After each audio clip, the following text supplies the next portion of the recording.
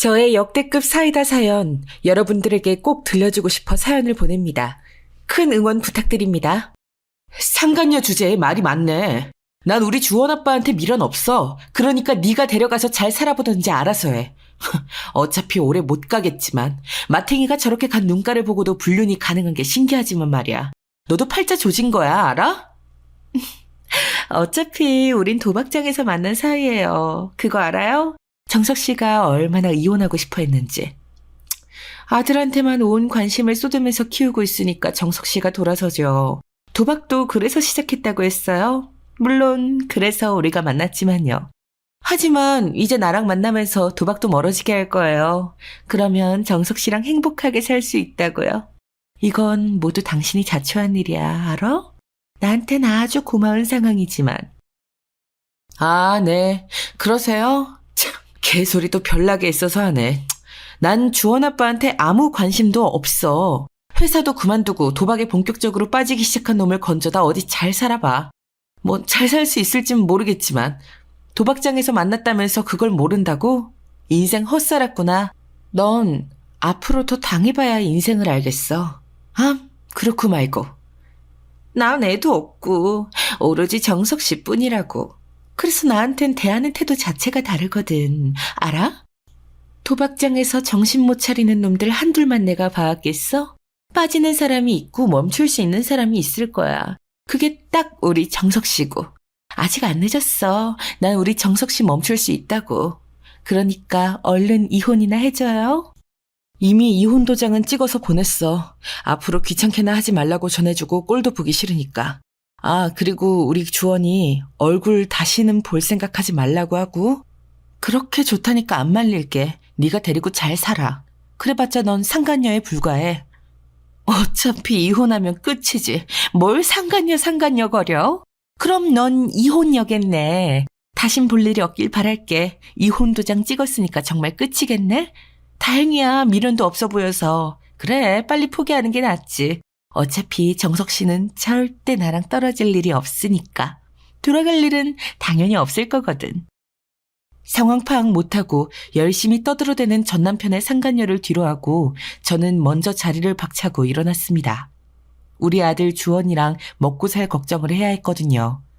도박에 빠져서 회사까지 관둔 전 남편에게 양육비를 한 톨도 얻어낼 수 없는 게 분명해 보였기 때문입니다.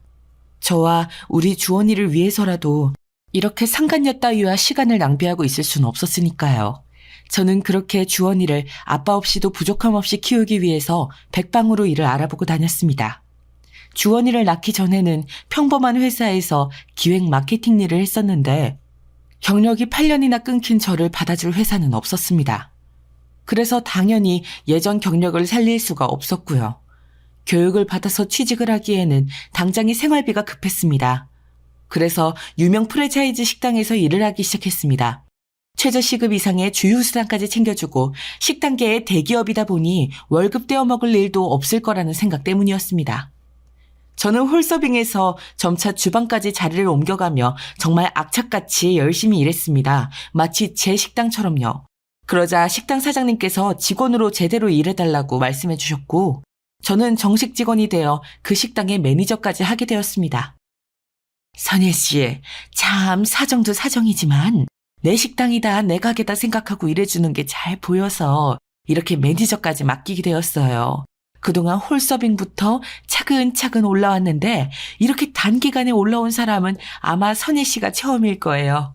본사에서도 선예 씨를 눈여겨보고 있다니깐.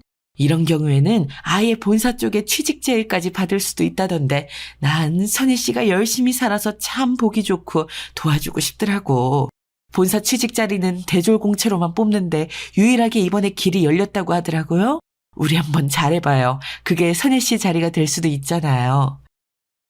늘 너무 좋게 봐주셔서 정말 감사합니다, 사장님. 정말 몸둘 바를 모르겠어요. 그저 열심히 주어진 일 성실하게 했을 뿐인데 주인의식을 가지고 일을 한다고 이렇게 칭찬을 해주시니 더 잘하려고 노력할 수밖에요. 정말 앞으로 더 열심히 할게요. 지금까지 믿고 매니저까지 맡겨주신 사장님께 누가 되지 않도록요. 지금도 충분히 너무 잘해주고 있어요. 직원 추천이 생기면 바로 선예 씨 올릴 정도라니까. 나도 우리 식당에 와줘서 너무 고마워요. 이런 사람이 정말 성공해야지. 안 그래요? 앞으로도 잘 부탁해요, 매니저님. 네, 감사합니다, 사장님. 앞으로 더 좋은 모습 보여드리도록 할게요. 맡겨주신 만큼 매니저로서 다른 직원분들도 잘 관리하고 서비스와 품질, 맛, 청결 어느 하나 빠지지 않게 철저하게 신경 쓰겠습니다. 저는 열심히 일했을 뿐인데 사장님께서 좋게 봐주셨고 저의 사정을 아는 사장님은 늘 저를 안타까워하셨습니다. 그래서 더 눈여겨봐주신 것도 있는 것 같고요. 다른 사람들보다 일하는 시간이 많았고 어떻게든 더 일하려고 하다 보니 빠르게 승진해서 매니저 자리까지 가게 되었네요. 그렇게 저는 매니저로 일한 지 얼마 되지 않아서 본사에 취직할 기회가 운 좋게 오게 됩니다. 사장님은 망설임 없이 저를 추천해 주셨고 저는 본사에 취직하게 되어 제가 현장에서 쌓은 경험과 우리 아들 주원이를 낳기 전 회사에서 쌓은 기획 마케팅 경력을 살려서 기획 마케팅 부서에 가게 되었습니다. 정말 꿈 같은 일이었어요. 사람이 정말 노력하면 하늘도 알아주고 주변에서 사람들이 도와주는구나 느끼는 순간이었죠. 이제 우리 주원이 어른 될 때까지 제가 다 해줄 수 있을 것 같은 확신도 들더라고요. 본사에서 일하는 건 몸이 더 편하고 머리를 많이 써야 했습니다. 그런데 너무 재미있는 거예요. 이래도 되나 싶을 정도로요. 그래서 퇴근하고 주원이랑 놀아준 다음 저는 머리를 싸매고 기획 아이디어를 계속 조사하고 만들었어요. 다음날 회사에 가면 그걸 구현하기만 하면 되었습니다. 그래서 회사에서도 슬슬 인정을 받고 자리를 잡아가게 되었죠. 그렇게 저는 점차 남편과 함께 살 때보다 생활적으로 더 안정적이게 되었습니다. 전 남편을 진작 버릴 수 있어서 다행이란 생각까지 하고 있었으니까요. 아니, 정확하게 말하면 잊고 살았습니다. 그런 전 남편 따위를 생각할 시간조차 아깝게 느껴졌거든요. 그렇게 잘 살아가고 있는 제 앞에 갑자기 제 눈을 의심할 만한 상황이 펼쳐지더라고요. 퇴근하고 집에 가려는데 누군가 제 팔을 붙잡는 겁니다. 저를 그렇게 붙잡을 사람이 없어서 너무 깜짝 놀라 경계를 하면서 천천히 뒤를 돌아보았는데 정말 못 잊을 어마어마한 모습으로 나타난 그 사람은 바로 전 남편의 상간녀였습니다. 전 남편과 이혼 후 몇 년이 지났지만 절대 지울 수 없는 그 얼굴이죠. 아니 글쎄 전 남편의 상간녀가 누구한테 얻어맞았는지 아주 퉁퉁 부은 얼굴로 저에게 찾아온 것이었습니다. 놀라 당황하고 있던 저에게 불쌍한 얼굴로 흐느끼며 전 남편의 상간녀가 이렇게 말하더라고요. 복수 도와주시면 3억 드릴게요. 제발 도와주세요. 부탁드려요. 저 이거 얼굴 정석 씨가 그런 거예요. 그 새끼 완전 도라이의 미친 새끼였다고요. 왜 맞고 살았다고 이야기하지 않은 거예요? 나한테 미안하죠. 그러니까 제발 도와달라고요. 같이 복수할 사람이 정말 당신밖에 없다고요. 갑자기 나타나서 뜬금없이 무슨 소리야. 나한테 잘못 찾아온 거 아니고? 뭐 빚쟁이한테 쫓기다가 온 거야? 무슨 소리인지 알아듣게 말해. 이거 얼굴 퉁퉁 붓게 때린 게 사채업자나 조폭이 아니고 전 남편이라는 거야? 언니 저 좀 도와주세요. 맞아요. 맞다고요. 그 인간이 이렇게 저를 때렸어요. 아무리 말려도 자꾸 도박장 생각만 하더라고요. 미친 사람처럼. 저는 마약이 더 끔찍한 절대 회생 불가능한 영역이라고 생각해서 남친을 버리고 정석 씨를 선택한 거였는데 도박도 마약 먹지 않더라고요. 같이 복수해요. 언니도 전 남편한테 감정 안 좋잖아요. 누구 때문에 그 공생을 했을 거예요. 안 봐도 뻔하다고요. 복수 진짜 도와주시면 3억 드릴 수 있어요. 진짜예요. 더 이상 이렇게 맞고 살 순 없다고요. 그 돈이면 조폭이나 사채업자한테 가서 묻어달라고 해도 될 텐데 왜 굳이 나한테 온 거야? 3억이면 나야 좋지. 전 남편한테 당연히 감정도 안 좋고 개고생한 건 맞으니까. 그런데 계획이 뭐 있긴 한 거야? 언니가 도와만 주시면 이건 틀림없이 성공할 수 있는 복수라고요. 저 도와주실 거죠? 3억 드릴게요. 지난 일은 잊고 우리 정석 씨를 나락으로 보내는 데에만 집중하자고요. 알겠죠? 알겠으니까 일단 1억 5천이라도 먼저 보내. 그리고 복수 성공하면 1억 5천 더 주는 걸로, 오케이? 힘을 합쳐서 전 남편 그 자식을 나락으로 어디 한번 보내보자고. 그런 일을 하면 난 찬성이니까. 사실 저는 전 남편한테 맞고 살진 않았는데 도박에 폭행까지 더 최악이 된 전남편에게 복수를 안 할 이유는 눈 씻고 찾아봐도 없더라고요.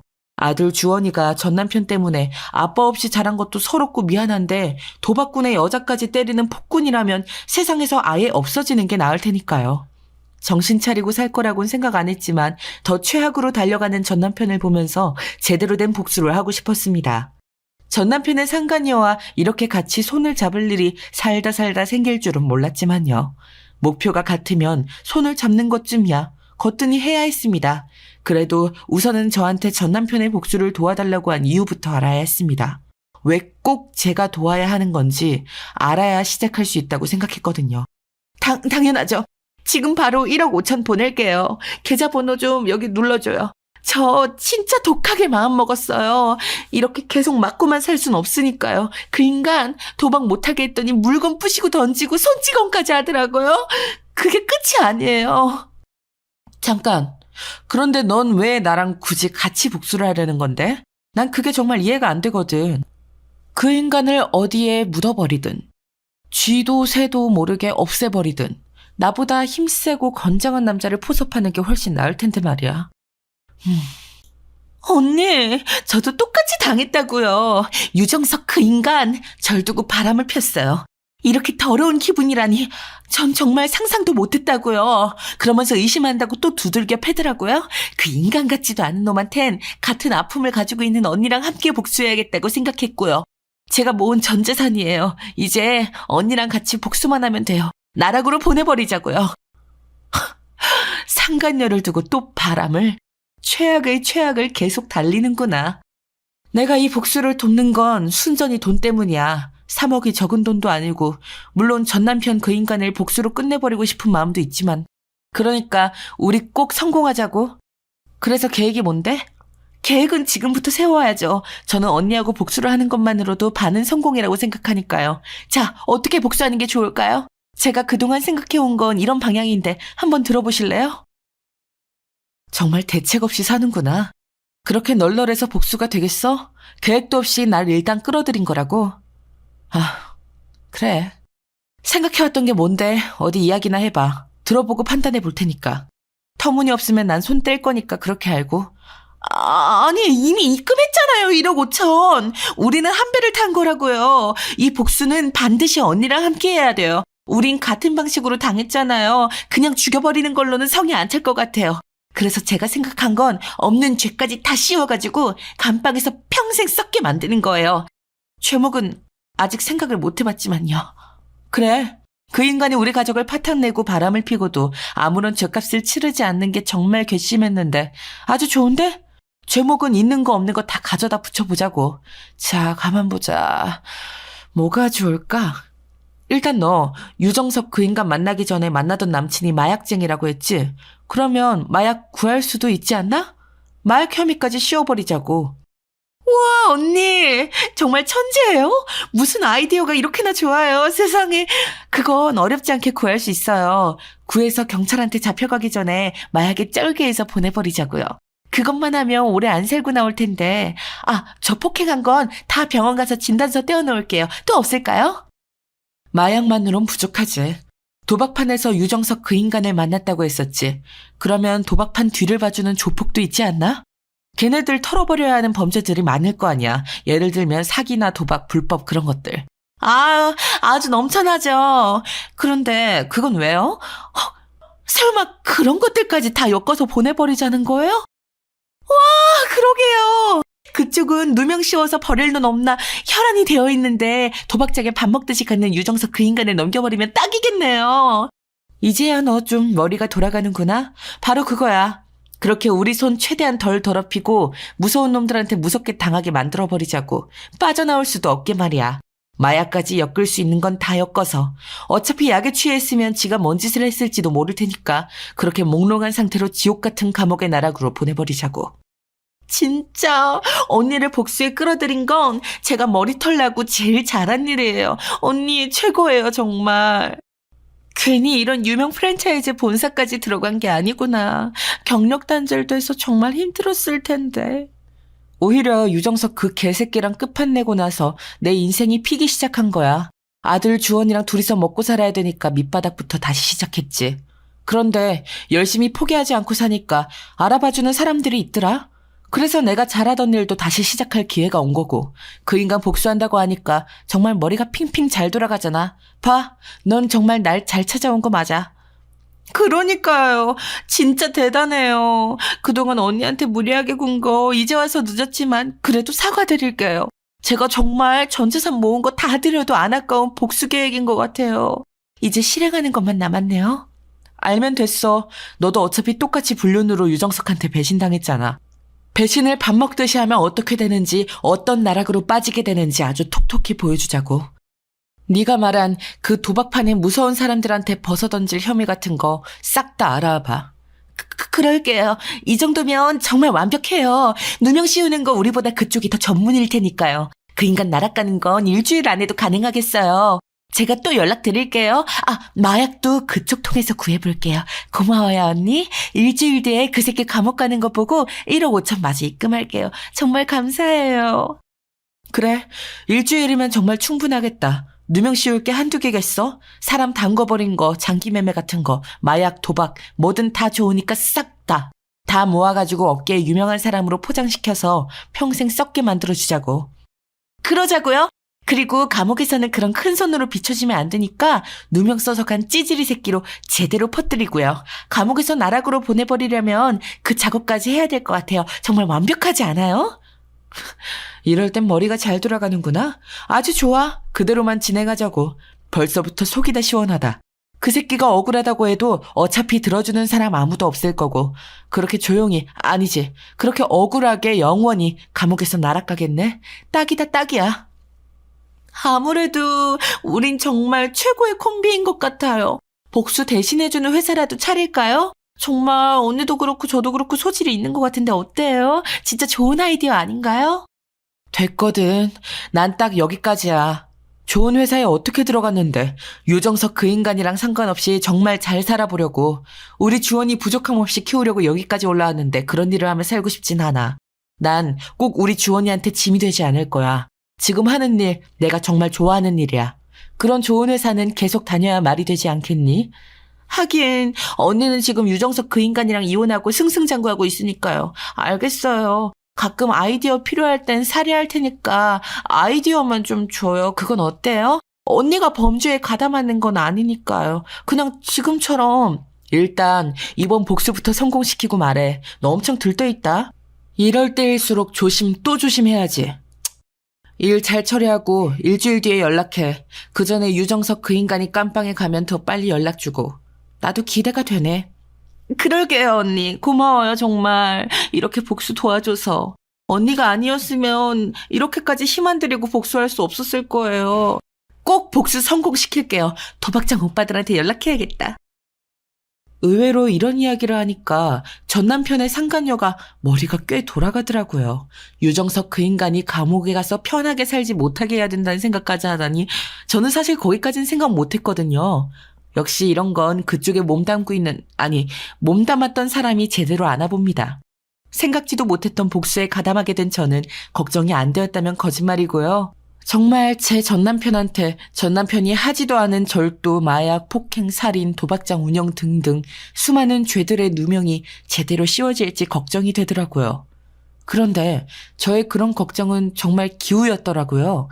일주일도 안 가 남편은 경찰서에 잡혀 들어갔습니다. 죄목이 정말 엄청나게 많더라고요. 도박장에서는 범죄가 밥 먹듯이 일어나니까 누명을 씌울 것도 정말 많았나 보더라고요. 약에 취해 있는 전남편의 보호자로 전남편의 상간녀가 가게 되었고, 미리 준비해둔 병원 진단서를 내보이며 가정폭력까지 추가로 집어넣었죠. 정말 완벽한 복수였습니다. 그렇게 깜빵에 쳐놓고 폰에서 은행에 알림이 울렸거든요. 1억 5천이 마저 입금되었다는 내용이었죠. 그리고 곧바로 전남편 상간녀에게서 전화가 왔습니다. 벌써 보냈네. 1억 5천을 마저. 정말 3억이 있긴 했구나. 거짓말일 수도 있겠다 싶었는데 진짜였어. 아무튼 고맙다. 3억이라는 돈을 복수 도와줬다고 주고 말이야. 이제 너도 그동안 하고 싶었던 일을 하면서 살아. 복수라는 건 위험한 일이니까 추천하고 싶지는 않고, 뭐 그것도 네 인생이고 네 선택이지만 말이야. 언니, 지금 나 걱정해주는 거예요? 조금 감동인데요. 사실 제가 언니가 생각하는 것보다는 머리가 훨씬 좋거든요. 이걸 말하는 게 좋으려나 아니려나. 그래도 뭐 언니니까 특별히 얘기해 줄게요. 뭔데 이렇게 뜸을 들여? 얘기할 거면 빨리 해보던가. 복수 계속하겠다는 그런 얘기면 나한테 굳이 얘기하지 마. 난 복수에 가담할 생각 더는 없으니까. 충분해, 지금 복수. 내가 생각할 수 있는, 내가 손 안 대고 안전하게 할 수 있는 최고의 복수였으니까. 아니요. 그게 아니라, 그게 유정석 그 인간한테 누명 씌울 수 있게 하는 조건으로 그 오빠들이 1억을 더 줬거든요. 언니 아이디어로 저는 1억을 벌어버린 거라고요. 그래서 언니한테 3억 주는 거 하나도 안 아까워요. 그리고 이렇게 돈 되는 걸 알았으니 저는 멈출 수 없을 것 같고요. 뭐? 와, 그래. 그 도박장 그놈들 입장에선 누명 씌울 놈이 필요했는데 딱 하니 가져다 준 셈이잖아. 고마울 만도 하지. 1억이라고? 그래, 한탕하고 1억이면 할만하지. 그럼 말리지 않을게. 내 아이디어는 계속 그대로 사용해도 상관없어. 다만 내 이름만 앞으로 빼줘. 내가 가담한 건 딱 여기까지니까. 당연하죠, 언니. 그냥 난 양심상 얘기해 준 거예요. 이런 걸로도 돈은 벌 수 있다고요. 하지만 회사에서 착실하게 싸우면서 살아가는 걸 너무나 좋아하고 행복해하는 언니를 끌어들일 수는 없지요. 알겠어요. 그냥 난 그 3억, 그거 이상으로 벌 거라는 거예요. 혹시나 돈 생각이 나면 얘기해요. 언니는 언제든 환영이니까. 그나저나 그 새끼 뭐라고 말하면서 감방 갔는지는 안 궁금해요? 그래, 유정석 그 인간 감방 가면서 뭐라고 하디? 그냥 감방 가서 죗값 치른다는 게 중요했지 뭐 마지막 말 뭐 그런 건 안중에도 없었네. 네가 말하니까 갑자기 궁금해지잖아. 어디 얘기 꺼낸 김에 말해봐. 뭐라고 했는데? 언니는 참 쿨하단 말이야. 난 그런 언니가 정말 신기하고 너무 마음에 들어요. 비록 우리가 전 아내 상간녀 관계로 만났지만 말이에요. 유정석 그 인간은 약에 취해서 개거품 물면서 온갖 헛소리를 해댔어요. 그러다가 경찰이 계속 깨우니까 날 알아보고 쌍욕을 하더라고요. 자기는 억울하다면서. 이런 일들은 하나도 모르는 일이라고 소리치면서요. 하지만 그걸 경찰이 믿어줄 필요도 이유도 없잖아요. 그냥 묻혔죠 뭐. 마지막까지 참 찌질하구나. 그래, 감방에 들어가기 전에 마지막을 본 소감은 어때? 정말 잘했다 싶어? 나야 뭐 그 인간 잊고 산 지 꽤 돼서 사실 큰 감정의 동요는 없거든. 너처럼 맞고 산 적도 없고 말이야. 다만 또 불륜을 저질렀다길래 그냥 감방에 가서 살았으면 좋겠다. 가정 파탄내고 그렇게 계속 아무 일 없다는 듯 사는 게 꼴보기 싫어서 복수에 참여한 거니까 뭐 3억이란 돈도 컸고. 당연히 통쾌하죠. 날 때리던 유정석 그 인간이 그렇게 맥없이 고꾸라져 있을 때 참 묘한 희열이 느껴졌어요. 그리고 약에 취해 있다가 깨서는 난리를 쳐도 이제는 무섭지가 않더라고요. 어차피 날 때리지 못할 걸 알아서 그런가 봐요. 이번에 바람난 건 유부녀거든요. 둘이 아주 꼴에 도박을 하러 와서 눈이 맞은 거죠. 원래는 그년도 같이 보내버리려다가 말았어요. 알아서 벌벌 떨고 있을 테니까요.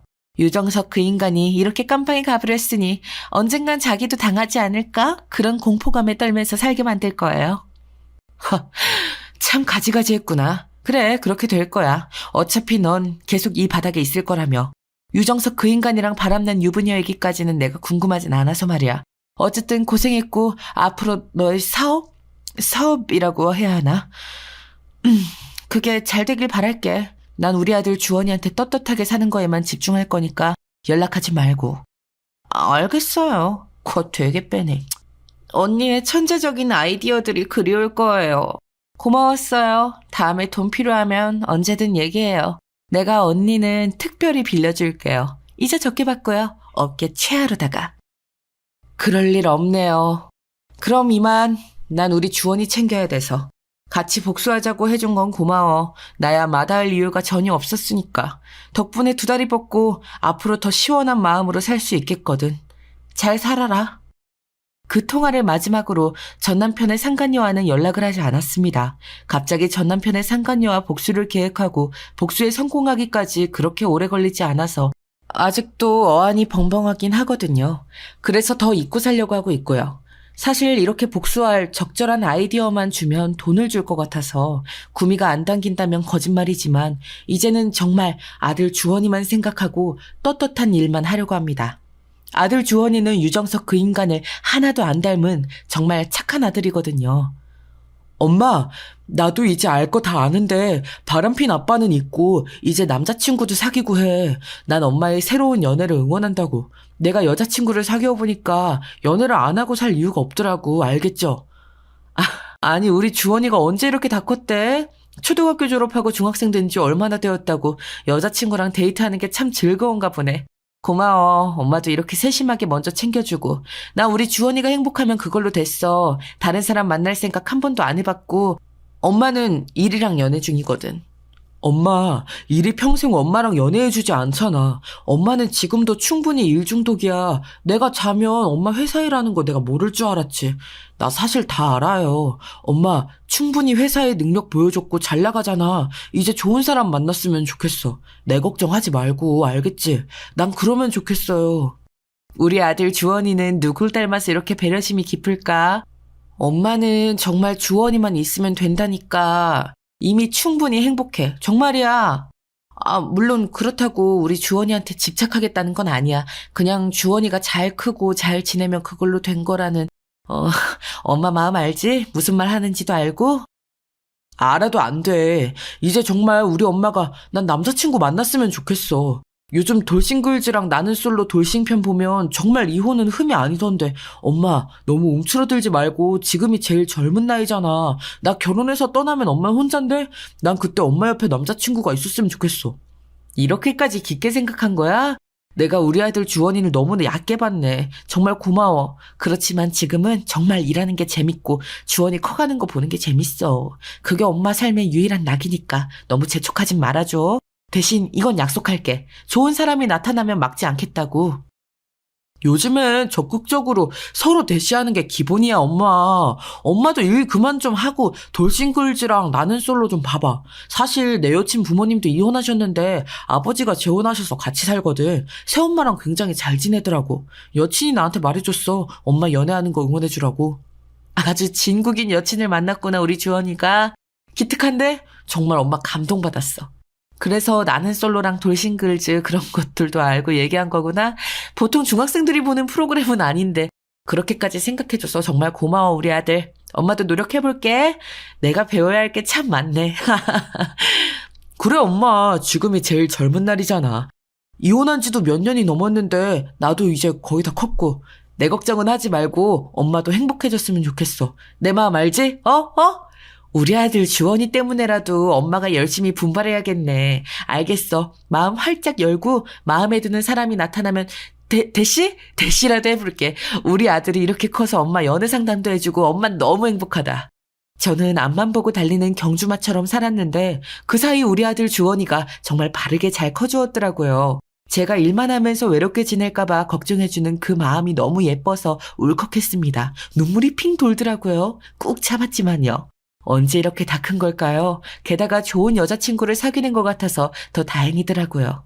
이렇게만 행복하면 정말 더할 나위 없이 기쁠 것 같았습니다. 아무런 문제가 앞으로 없을 것 같은, 아니 어떤 문제가 생긴다 해도 다 헤쳐나갈 수 있을 것 같은 그런 느낌이라고 해야겠네요. 그래서 아들의 응원은 허투루 듣지 않으려고 했습니다. 저도 유정석 같은 인간은 깜빵으로 치워버리고 이제 정말 자유가 된 거나 다름없으니까요. 아들이 연애도 잘하고 있고 저를 생각해준다는 사실에 저는 더 든든해져서 일에 몰두할 수 있었습니다. 그러면서 또 승진을 하게 되었는데 총괄 본부에 들어가게 되었습니다. 총괄 본부장님을 그렇게 만나게 되었고요. 총괄 본부장님은 정말 놀랍게도 저의 대학 시절 선배였고요. 제가 정말 좋아했었던 인기도 많고 잘생기고 똑똑했던 선배를 세월이 흘러 다시 보게 되더니 정말 꿈만 같더라고요. 여전히 나이가 들었어도 잘생기고 똑똑하고 세월까지 묻어서 더 명품이 된 것 같은 느낌이었습니다. 사람이 반짝반짝 빛나는 느낌이 바로 이런 게 아닐까요? 여러분이 저라면 어떻게 하실 건가요? 그 선배는 저를 알아보고 따로 점심을 사주더라고요. 저는 너무 기뻐서 선배와 대학 시절 이야기를 하면서 이야기꽃을 피웠습니다. 처음으로 일을 잊고 그 시절로 돌아간 듯한 기분을 느낄 수 있었어요. 선이야, 정말 오랜만이다. 이렇게 만날 수도 있구나 싶어서 참 놀랐어. 잘 지냈어? 넌 여전히 예쁘네. 이건 반칙이지, 안 그래? 우리 회사 다니고 있는 줄 알았으면 진작에 찾아보는 건데. 선배도 참, 선배야말로 더 잘생겨지게 있기에요. 무슨 나이 들수록 더 명품이 된 거예요. 여전히 선배는 잘 나가네요. 똑똑하고 멋지고 모두의 선망의 대상이고 선배랑 같은 회사에 있는지 저 정말 몰랐어요. 영광이네요, 참. 그렇게 봐줘서 고마워. 그런데 그렇게 잘 나가고 선망의 대상이고 그런 건 아니야. 딸 혼자 키우느라 바쁘달까. 늘 먼저 간 아내만큼 해주지 못해서 혼자 열등감 느끼면서 산달까. 네? 선배 그러면 혼자 딸 키우면서 살아요? 아내분은 어떻게 먼저 갔다는 건 혹시 아휴 아이고 선배 정말 그동안 고생 많았겠네요. 저는 그런 것도 모르고 미안해요. 그런 얘기하게 돼서. 에이, 아니야. 내가 먼저 꺼낸 건데. 선이 너한테는 먼저 말해주고 싶었어. 그리고 어차피 같은 부서라 알게 될 텐데 뭘. 내 아내는 7년 전에 암으로 세상을 먼저 떠나버렸어. 그리고 난 눈에 넣어도 안 아픈 그런 예쁜 딸을 혼자 키우게 되었고. 지금은 그래도 많이 능숙해졌어. 선배, 그랬군요. 선배 참 대단해요. 혼자 그것도 딸 키우는 거 정말 쉽지 않았을 텐데. 저는요, 남편이랑 이혼하고 아들 혼자 키우고 있어요. 이혼한 지는 벌써 10년도 훌쩍 넘었고요. 그런데요, 선배, 살다 보니까 사라지더라고요. 그리고 못할 것도 없었고요. 그래서 제가 이 회사에서 다시 일할 수 있게 된 거고요. 선희, 너는 대학 때도 늘 그랬어. 강인하고 씩씩하고 눈빛이 빛났어. 난 널 초롱이라고 저장해놨었는데 그 정도였다니까? 그래서 선이라면 당연히 그렇게 살아왔을 것 같아. 이렇게 다시 보니 정말 반갑다. 네? 초롱이요? 아, 그게 뭐예요, 선배? 정말 이렇게 보면 선배도 참 엉뚱한 면이 있다니까요. 선배, 지금도 제 번호 가지고 있어요? 저 번호 대학 때부터 쭉 같은 번호인데. 아, 그럼 당연하지. 우리가 대학 졸업하고 계속 연락을 안 하고 지내서 나 결혼할 때만 부르고 내 아내 장례식에는 부르질 못했어. 미안. 부르는 게 더 실례일 것 같아서 그랬네. 아, 선배도 참 미안할 일도 많네요. 뭐가 미안해요, 그게. 전혀 마음에 담아두지 마세요. 저도 똑같죠, 뭐. 선배 연락처 아직 있는데 한 번도 먼저 연락 안 했잖아요, 저도. 그럴 일도 없었고 그럴 겨를도 없었고요. 이렇게라도 다시 만나서 저도 얼마나 기쁜지 몰라요. 앞으로 잘 지내봐요. 그래, 선혜 너랑 이렇게 다시 보니까 정말 좋다. 일하면서 모르겠는 건 언제든 사내 메신저로 물어보고 내가 설명이 필요한 건 회의실로 불러서 따로 설명해 줄게. 앞으로 나도 잘 부탁한다. 우리 부서에 온 걸 환영해. 아, 환영해줘서 고마워요, 선배. 저 정말로 선배가 리더로 있는 이 총괄 부서에 누가 되지 않도록 최선을 다할게요. 앞으로 많이 가르쳐 주세요. 저 정말 잘할게요. 그럼 당연하지. 우리 총괄본부는 정말 체계적으로 돌아가게 될 거야. 우리 선혜가 왔으니까 더더욱. 초롱이, 우리 둘이서 있을 땐 초롱이라고 불러도 될까? 아직도 초롱초롱한 그 눈빛을 보니까 이 별명으로 널 부르고 싶어져서 말이야. 선배 참. 네, 그럼요. 얼마든지요. 저한테 그런 귀여운 별명이 있는지 이제 한 게 아쉬울 정도니까요. 선배가 도와주시는 만큼 더 열심히 정말 잘해볼게요. 초롱이 파이팅, 선배 파이팅. 아, 아니죠. 본부장님 파이팅! 총괄 본부 파이팅! 정말 잘해보겠다는 저를 귀엽다는 눈으로 그렇게 다정하게 쳐다보는 선배의 모습에 정말 다시 한번 반할 뻔했습니다. 아, 물론 저의 착각일 수는 있겠지만요. 선배는 정말 다정하고 멋진 사람이거든요. 게다가 제 별명을 초롱이로 정하고 저장해놨다는 것도 너무 신기했고요. 뭔가 제가 대학 때 선배에게 특별한 후배였나 괜한 기대를 하게 되더라고요. 생각만으로도 설레었고요. 이 설렘은 제가 이 유명 프랜차이즈 본사에 입사하게 돼서 다시 기획 마케팅 일을 하게 돼서 느꼈던 설렘과는 또 다른 설렘이었습니다. 정말 몇 년 동안 죽어있던 연애세포가 다시 깨어나는 느낌이 바로 이런 것일까요? 정말 설레더라고요. 선배랑 한 공간에서 일하니까 더 미치겠고요. 아, 이런 저 비정상일까요? 아들 주원이의 조언에 따라서 정말 나는 솔로랑 돌싱글즈를 몰아보게 하고 있는 지경에까지 이르렀어요. 보다 보니 세상에는 정말 다양한 돌싱들이 있고 다양한 사연이 있고 저만 배우자가 바람나서 이혼한 게 아니더라고요. 사별한 사람도 있고 돈 문제 때문에 이혼한 사람도 있고 정말 성격 차이로 이혼하는 사람도 있고요.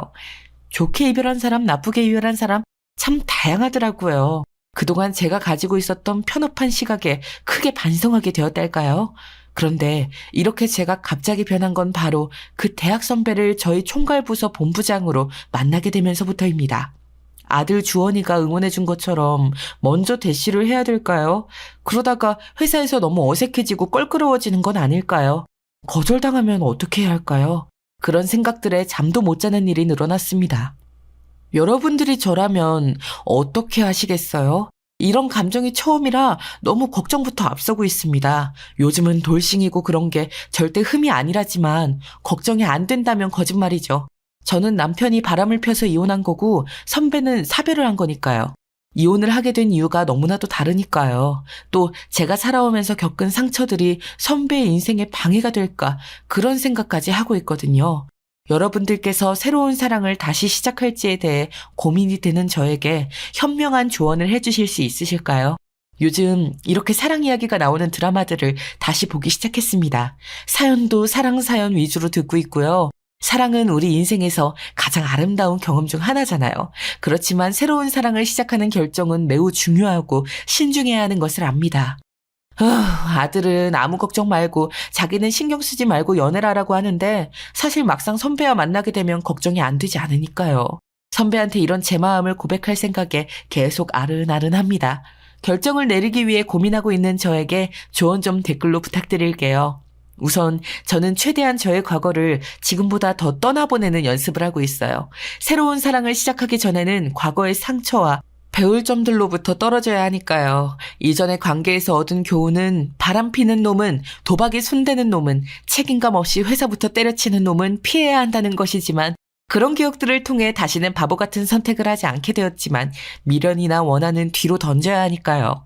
과거에 대한 부정적인 감정을 가지고 새로운 사랑을 시작한다면 그 관계는 건강하게 발전하기 어렵다고 하더라고요. 요즘은 그런 책들도 많이 읽고 있거든요. 혹시나 작은 도움이라도 될까 해서요. 그리고 지금까지 제가 저를 너무 안 꾸미고 돌보지 않은 것 같더라고요. 그래서 저 자신을 한번 돌아보면서 돌보는 시간도 많이 가지려고 노력하고 있어요. 새로운 사랑을 시작하기 전에는 자기 자신과의 관계를 살펴보아야 한다고 책에 써 있더라고요. 자신을 사랑하고 존중하는 자세를 갖추어야 한다고 해서요. 물론 책을 읽는 것만으로도 와닿진 않지만 마음을 조금 누르고 진정하는 데는 도움이 되는 것 같습니다. 저 자신을 이해하고 받아들이며 내적인 안정과 행복을 찾을 수 있어야 다른 사람과도 건강한 연애를 할 수 있다고 나오더라고요. 제 자신의 가치를 믿고 사랑할 수 있는 사람과 만나는 것이 중요하니까요. 만약에 선배에게 고백을 한다면 어떤 타이밍이 좋을까요? 시간과 인연이 참 중요하더라고요. 새로운 사랑을 시작하는 시기도 중요하잖아요. 저는 그런 감정이 올라와 있는데 선배는 전혀 생각이 없을 수도 있고요.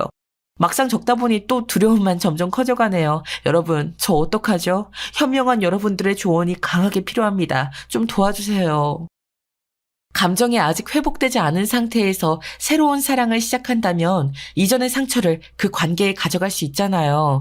7년 전에 사별한 선배는 아직도 아내분을 그리워하고 있을까요? 과거를 깨끗이 정리하고 새로운 사랑을 시작하는 적절한 시기를 기다려야 한다고 책에는 나와 있던데 그걸 확인하는 방법이 있을까요? 그냥 누군가와 사랑을 시작하기보다는 인연이라는 것을 믿으며 자연스럽게 그 사람과 만나게 될 때를 기다려야 한다는데 저는 자꾸만 조급한 마음이 들어서요.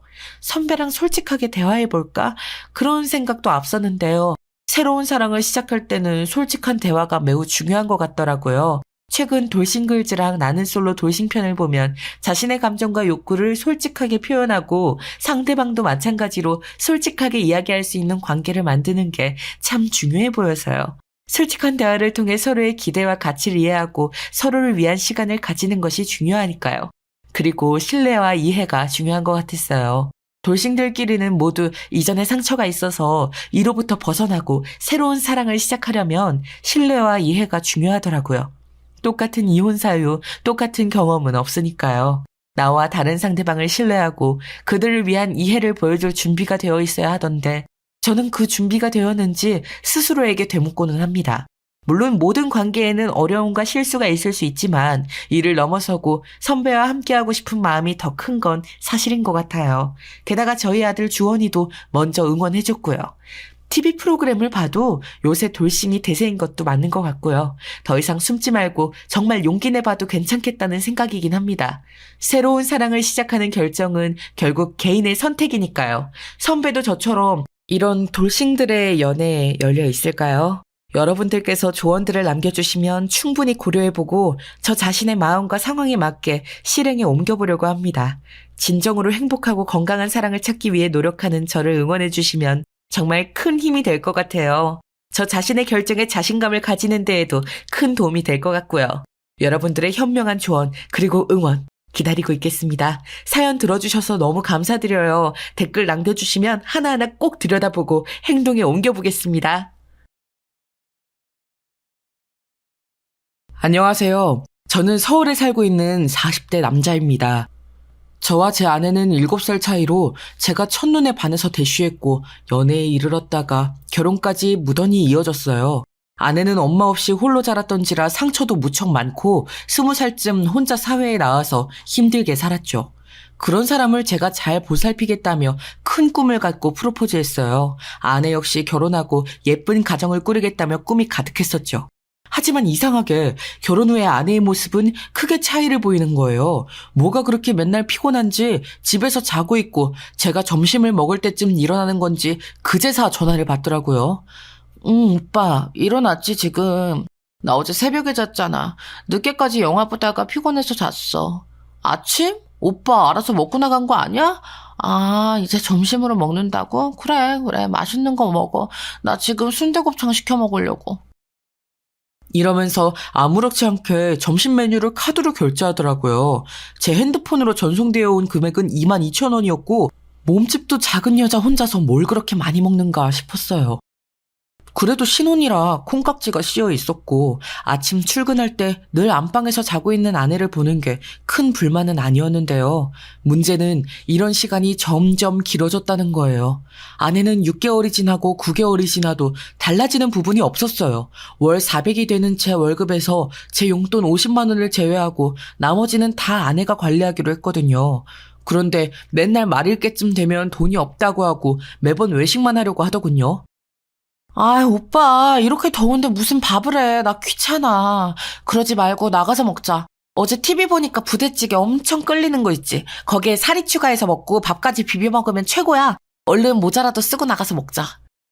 이렇게 평일날 저녁 외식은 당연하고 주말에는 패밀리 레스토랑이나 값 나가는 곳에서 꼭 뭘 먹으려고 하는 거예요. 연애할 때야 가끔 만나니 저도 평범하게 돈을 썼지만 결혼은 현실이잖아요. 정말 척척 카드로 다 결제해버리고 대형 쇼핑몰에서 밥 먹고 근처를 돌면서 운동하며 오시며 거침없이 사대는 거예요. 결국 결혼 10개월 차 되었을 무렵인가요. 저는 불쑥 아내에게 물었어요. 그런데 이 말에 아내는 미간을 찌푸리며 기분이 나빠 보이더군요. 영주야, 우리 적금 든 거 얼마나 돼? 신혼여행 다녀와서 그때 적금 넣는다고 하지 않았어? 아니, 월급날이 월초이긴 하지만 월말마다 하도 돈이 없다고 하길래 말이야. 대충 카드 결제 내역 보면 너무 빠듯해 보이는데 적금은 있는 거야? 그랬더니 아내는 입을 삐죽이면서 아무렇지 않게 말하는 거예요. 적금? 초반엔 들었는데 중간에 돈 부족해서 깼어. 다음 달엔 꼭 들 거야. 왜 그러는데? 이 말에 저는 두둥 하면서 약간 화가 나는 거예요. 본인이 돈 관리 잘해보겠다고 해서 맡겼더니 10개월가량 월급에서 제 용돈을 뺀 거의 3,500만 원의 돈을 다 써버리다니요. 매달 350씩 되는 수입인데 어떻게 하다못해 최소 50씩이라도 저금해두지 못했던 걸까요? 집 대출이자를 내야 하는 것도 아닌 게 신혼집은 어머니와 제가 돈을 합쳐 직접 자가로 샀거든요. 그냥 고슬고슬하게 모으기만 해도 일정액은 충분히 모을 수 있었어요.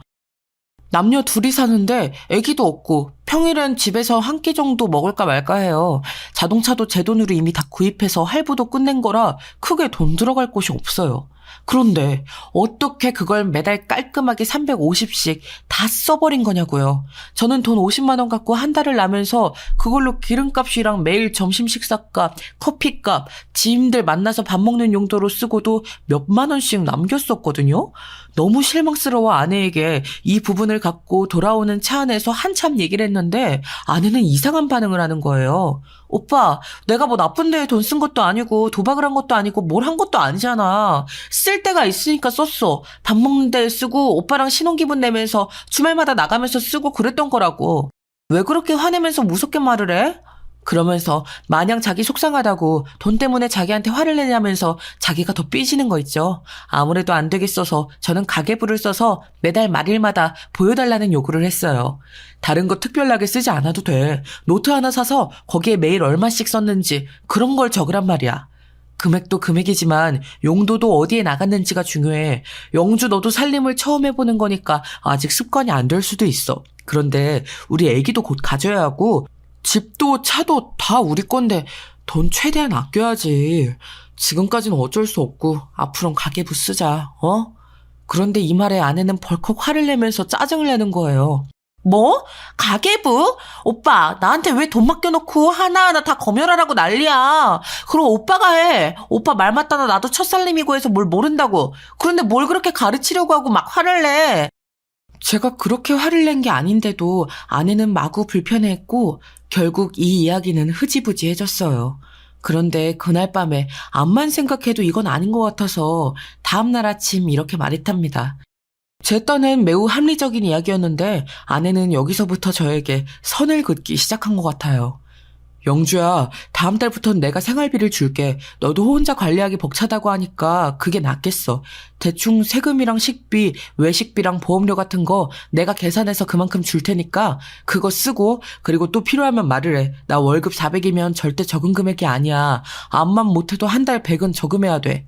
하지만 아내는 여전히 인상을 쓰고 있었고 입이 대빨 나와서 대답을 안 하더라고요. 아내가 아무리 귀엽고 사랑스럽고 그래서 결혼을 했다지만 정말 우리 둘의 상황을 생각하면 이럴 수밖에 없었어요. 아내는 이때부터 뭔가 어긋나기 시작하면서 저한테 묘하게 짜증을 부리기도 하고 집안 물건들을 탕탕 쳐대면서 무언의 화를 드러내더라고요.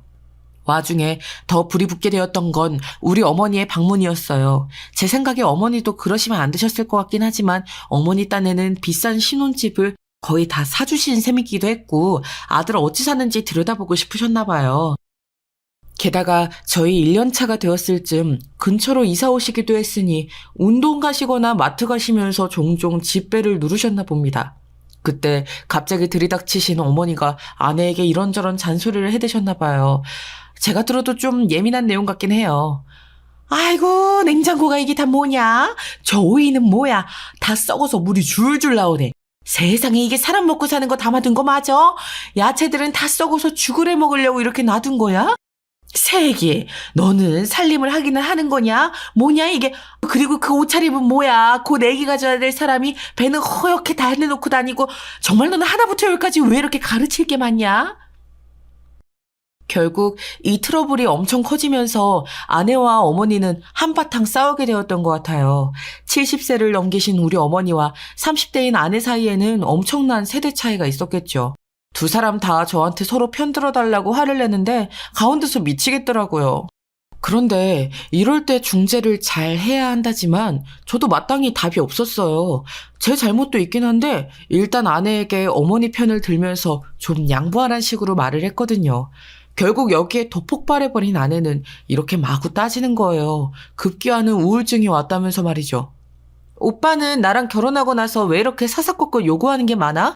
돈 줘가면서 나한테 유세를 부리지 않나. 일한다고 해도 탐탁치 않아 하질 않나. 어머니는 허구한 날 드나들면서 집 치워라 살림 잘해라 애 가져라 난리시지. 아, 나 진짜 결혼해서 조금도 행복하지 않아. 내가 왜 결혼을 했을까? 오빠랑 연애만 오래도록 할 걸 그랬어, 진짜. 인생이 나한테 너무 무겁다, 오빠. 우울해서 죽을 것 같아. 이러면서 엉엉 울면서 안방문을 쾅 닫고 들어가 버리더니 며칠간을 제 출근길에 나와보지도 않더라고요. 핸드폰도 꺼두고 잘 받지도 않고 그러면서도 톡 프로필은 우울하다느니 후회스럽다느니 이런 어두운 내용들로만 채워두었어요. 저는 당연히 회사에서 일이 손에 잡히질 않더군요. 잘해보자고 한 결혼이 왜 이렇게 힘든지 결혼 1년 차를 겨우 넘겼을 뿐인데 마음이 너무 힘들었어요. 결국엔 어머니를 어떻게 바꿀 순 없고 제가 아내를 좀 잘 달래보게 되었네요. 영주야, 너도 노력하고 있는 거 잘 알아. 그러지 말고 너무 집에만 있지 말고 운동이라도 해보는 게 어때? 그 부분은 내가 따로 떼서 지원을 해줄게. 한번 해봐. 제 말에 아내는 고민하는 것 같더니 다음날 바로 뭔가를 시작하고 싶다더군요. 근데 저에게는 썩 좋게 보이지 않았던 부분이라 또 망설이게 되었어요. 이런 절 보고 아내가 또 예민해진 듯하여 결국 등록해주고 말았지만요. 나 스크린 골프 그거 해보고 싶었어. 내 친구들은 골프장 다니고 하던데 아직 나 골프 치고 이런 거 잘할 줄 모르니까 가서 한번 배워보고 싶었거든. 오빠가 등록해주면 너무 좋겠다. 어? 그래서 거의 끌려가듯이 같이 가서 등록을 해주었고 환경을 쭉 둘러보고 오긴 했어요. 회사 동료들에게 물어봤더니 의견은 반반이더군요. 뭐 다들 흔하게 하지 않냐는 평범한 반응과 안 좋은 것들이 온상이라는 염려 섞인 말들이 있었어요. 그래도 한동안 아내가 너무 즐거워하면서 좋아하길래 크게 신경을 쓰진 않기로 했어요. 그러면서 골프복도 사서 하나씩 챙기고 점점 진심인 것 같더군요. 그렇다면 좀 집에도 신경을 써주고 우리 어머니가 한 달에 한 번 정도 들리시는 건 그냥 넘어가면 좋겠는데 그렇지도 않은 거예요. 제 딴에는 아내와의 분위기를 만회해보고자 정말 많은 노력을 했던 것 같네요. 얼마 시간이 좀 지나서 갑자기 아내가 이런 제안을 했었는데요. 저 역시 분위기를 바꿔보려고 곧장 수락했었거든요. 오빠, 나 여기 다니면서 친해진 부부가 있거든? 다음 주에 다 같이 밥 한 끼 먹자고 하는데 부부 동반으로 가볼까? 거기 부부 오빠랑 동갑이래. 내가 제일 막내야. 한번 같이 가보자. 어? 저는 워낙 낯선 자리를 기피하는 성격이라 안 내켰지만 함께 참석하게 되었는데요. 제 또래라고 하던 그쪽 부부는 남자분 풍채가 좋고 키가 크더라고요. 제 또래라곤 하지만 한두 살은 더 어려 보였어요. 되게 호쾌하게 인사해 오더라고요. 안녕하세요. 저는 김창수라고 합니다. 영주 씨한테 얘기 많이 들었어요. 이쪽은 제 아내 정혜진이고요. 앞으로 종종 같이 밥도 먹고 시간 되시면 골프도 같이 나오시지 그래요? 이러길래 제 딴에 어색하게 웃어가면서 분위기를 맞췄어요. 슬쩍 보니 옆에 있는 아내분도 이 남편과 비슷하게 외모가 출중하더라고요. 마치 모델 마냥 둘 다 키도 크고 체격도 좋고 외모도 눈에 확 들어오게 생겼어요. 그렇게 해서 패밀리 레스토랑에서 가볍게 밥을 먹는 동안 각자 부부 얘기밖에 공통 화제거리가 없으니 이런저런 얘기를 하게 되었답니다. 근데 아내가 은근슬쩍 제 험담을 하는 거예요. 뭐랄까 슬쩍슬쩍 불만이 많다는 식으로 말을 하는데 자주 본 자리도 아니고 처음 본 자리인데 아무리 장난이라지만 좀 기분이 언짢았어요. 우리 오빠는요. 저 이거 골프 치게 해줄 때에도 엄청 말이 많았어요. 게다가 얼마나 짠돌이인데요. 하나하나 돈 쓰는 거 가계부 쓰라고 하고 난리도 아니에요. 예진 언니는 창수 오빠가 그런 거 절대 안 시키죠. 그러자 그쪽 예진이라는 분은 당황해서 저를 보더니 이는 웃으면서 고개를 젓더라고요. 아, 근데 나는 내가 쏟는 편이야. 돈 흐름은 알아야 되니까 그래야 편하더라고. 정민 씨도 다 뜻이 있겠지. 그러면서 센스 있게 너무 제 기분이 나쁘지 않게 적당히 거들어주는 거예요. 그런데 이때 쑥 튀어나오는 사람이 있었으니 바로 그 창수라는 사람이었어요. 역으로 자기는 우리 아내 편을 들어줘야 한다고 생각했는지 기분 나쁘게 말하더라고요. 에이, 그래도 남자가 여자한테 돈 맡겼으면 맡기고 끝이지 뭘 하나하나 검수를 해. 그럴 거면 아예 주질 말아야지. 아니면 저도 신경 안 쓸 만큼 많이 벌던가. 안 그래요, 정민 씨? 영주 씨, 너무 팍팍하겠다. 나 여자들 저런 마음 이해해. 저게 평균이지 뭐. 우리 와이프는 너무 꼼꼼해서 불편하고. 이렇게 말을 거두니 어느 남자가 좋아하겠나요? 그러면서 이 인간도 은근슬쩍 자기 옆에 앉은 아내를 대놓고 안 좋게 말하더라고요. 무슨 의도인진 전혀 모르겠지만요. 이 사람 너무 하나부터 열까지 다 따지는 타입이라 진짜 피곤하거든요. 밥 먹는 자리도 되게 고민하다 나온 거예요. 영주 씨랑 나는 그러고 보면 성향이 비슷한 것 같아, 그지? 우리는 동갑내기 부부라서 늘 고만고만하게 의견이 부딪히거든요. 정민 씨야 이렇게 어린 와이프 만났으니 얻고 다녀야지 뭐 이런 데서 할 말은 아닌데 그거 하나는 기똥차게 부럽네요. 이러면서 말하는데 뭔가 사람이 썩 고급진 느낌이 안 들었어요. 외모야 훤칠하고 멋있었고 손에도 비싼 시계를 찬 데다가 끌고 온 차도 외제차였지만요. 그런데 우리 아내도 정도껏 눈치를 봤어야지 이 남자의 한심한 대화에 껴서는 뭐가 그리 신났는지 자꾸 거드는 거예요. 그 집 아내 표정이 점점 나빠지는데 말이죠. 어머머 왜? 나는 예진 언니의 저 귀티나는 외모와 연예인 같은 얼굴이 너무 부러운데 아무리 여자는 나이가 깡패라고 하지만 내가 예진 언니를 이길 순 없지. 창수 오빠는 예진 언니 같은 와이프 얻은 거 고맙게 생각해야 되잖아. 안 그래? 이러면서 거의 반존대를 왔다 갔다 하면서 너무 편하게 말을 하는 거예요. 제가 아내에 대해서 완벽하게 아는 건 아니지만 아무리 봐도 저건 진짜 칭찬 같진 않았어요. 너무 허물없이 말을 트고 지내는 듯한 모습에 저는 내내 불쾌했고 그날 집에 돌아와서도 한마디도 하지 않았습니다. 아내는 이후에 저보고 몇 번 또 그 모임에 가자고 하고 혹은 스크린 골프를 같이 다니자고 했어요. 하지만 저는 곧장 거절했답니다. 그런 스포츠를 좋아하지도 않고 그때의 분위기가 너무 짜증났기에 더는 엮이고 싶지 않더라고요. 잠깐 기분 전환용으로 다니는 줄 알았던 스크린 골프는 어째 날이 갈수록 점점 몸집이 커지는 것 같았어요. 무슨 골프복을 그렇게 사대는 건지 모임이 생기고 또 누구랑 친해졌다면서 나가는 횟수가 늘어나더군요. 저는 점점 마음이 복잡해졌고 이제 시간이 훅훅 지나 결혼 2년 차에 들어갈 텐데 아내는 아기 가질 생각도 전혀 없어 보였어요. 왜? 아기 생기면 다들 신혼 끝이라잖아. 나는 한 3년 차까지는 더 놀 거야. 아직 나이도 적당하고 나는 충분히 아기 가질 수 있거든. 나이 있는 사람들이나 불안하지. 예진 언니 봐봐. 얼굴만 반반하면 뭐해? 몸속은 아주 팍팍 늙었을 텐데? 창수 오빠만 안 됐지 뭐. 그러면서 아내의 온 관심은 스크린 골프의 50% 그리고 그 집 부부의 50% 맞춰져 있는 것 같더라고요. 저랑 집에서 밥을 먹거나 거실에서 TV를 보거나 뭘 할 때에도 온종일 골프 얘기에 그 집 부부가 해외를 갔네, 명품 뭐를 샀네, 그런 얘기밖에 없었어요. 그런 와중에 제가 파악한 부분은 아내가 생활비를 여전히 구분 없이 쓰고 있다는 것이었어요. 식비랑 외식비, 경조사비나 생필품비 같은 명목으로 쓸 돈만 200만 원 정도로 매달 줬었거든요. 그런데 어째 매번 냉장고는 텅텅 비어있고 집에 쇼핑백만 가득 들어 차는 거예요. 집안은 주말에 제가 같이 청소를 하지 않으면 발에 먼지가 채일 지경이었고요. 이 부분으로 우리는 또 다툼이 오가게 되었고 화가 난 저는 스크린 골프를 그만두라고 했어요. 그런데 아내는 짜증을 내면서 절대 그럴 수 없다는 거예요. 뭐야? 그럼 이제서 살림이라도 좀 신경 써. 난 영주 너한테 할 만큼 맞췄어.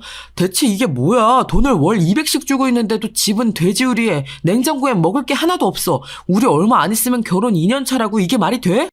그러면서도 왜 이런 일이 반복이 되는 건지 아내는 살림이나 경제 쪽 개념이 심각하게 없는 것 같더라고요. 너무 지쳐있던 중에 우리 둘은 대화가 또 끊기게 되었어요. 저도 점점 피로감을 느끼고 왠지 나 혼자만 노력하는 상황이 된 것 같아서 아무것도 하기 싫더군요. 그랬더니 아내가 얼마가는 눈치를 보는 것 같더라고요. 이후로 도시락을 싸서 한강 앞쪽에 소풍을 가자는 거예요. 웬일로 자기 손으로 저런 걸 하겠다고 하나 싶어서 저는 못 이기는 척 알겠다 했고 아내는 정말 간만에 손수 요리란 걸 했어요. 유부초밥을 싸고 과일을 잘라가지고 담아서 같이 한강 쪽으로 이동을 했는데 거기서 저는 당황스러운 풍경을 만나게 되었답니다. 저보고는 그냥 둘이 나가는 것처럼 얘기해놓고 막상 그 자리에는 그 창수인가 뭔가 하는 모시기 부부가 있는 거예요. 돗자리까지 다 펴놓고 테이블도 깔아두고 옆에 텐트까지 있더라고요. 저는 얼굴이 벌개져서 기분이 안 좋았지만 아내가 속닥거리더라고요. 원래 부부들끼리도 교류도 하고 그래야 배우는 것도 있고 우리도 참고할 게 생기는 거야. 재밌게 잘 놀다 가자. 어? 이렇게 말을 하는데 이 앞서 제가 했던 얘기들을 보면 아시겠지만 제가 이런 걸 반기겠나요? 어디까지나 너무나 아내 위주의 만남이고 즉흥적인 행동이라 내내 불편했어요. 게다가 중간에 도시락을 깔아두고 치킨과 이것저것 테이블에 올려서 같이 먹는데요. 제 눈앞에서 아내가 그 창수란 인간한테 반찬도 놔주고 그 집 아내도 안 하고 있는 일을 쓸데없이 하는 거예요. 딱 봐도 그 아내 예진이라는 분의 표정은 꽤나 굳어 있었어요. 그걸 보고 있는 저도 기분이 나쁜데 예진 씨라는 분은 얼마나 기분이 나쁠까 싶더라고요. 아내가 엄청 콧소리를 내면서 캔도 따주고 과일도 놔주는데 눈치가 없어도 적당히 없어야지 슬슬 짜증이 났어요. 가려고 말하려는 판국에 갑자기 그 예진 씨가 자기 남편 창수를 부르더니 저쪽 텐트 너머로 사라지더군요. 딱 봐도 이 모임은 망했다 싶었어요. 캔 정리하면서 슬쩍 보니 둘이 싸우고 있는 듯하여 우리도 서둘러 정리하고 대충 나왔네요. 그렇게 돌아오는 차 안에서 아내는 이런 분위기가 자기 때문인지도 모르고 한심한 소리를 하더군요. 예진 언니 말이야. 저번에 창수 오빠 말로는 되게 통이 크대. 그니까 좋은 의미로 통 크다는 게 아니라 저번에 오빠 앞에서 뭐 자기는 절약하고 가계부를 쓰네. 되게 고고한 척 했잖아. 작은 돈은 아껴 쓰는데 돈 크게 나가는 명품이나 비싼 가전 같은 건 훅훅 써버리나 봐. 그리고 얼굴 봐봐. 이번에도 눈 밑에 지방인지 뭔지 넣어서 한동안 선글라스 쓰고 나왔다니까? 얼마나 어려지고 싶은 건지 하여간 언니도 욕심 대단해. 듣다 보니 저는 좀 그래서 이렇게 말을 했는데 아내는 뜨끔하면서 기분이 나빴나 봐요. 영주 너 저 언니랑 친한 거 아니었어? 보니까 별로 안 좋아하는 것 같네. 게다가 뭔 그렇게 저 집 사정을 잘 알아. 그 창수인가 뭔가가 그런 얘기까지 영주 너한테 해줘? 왜?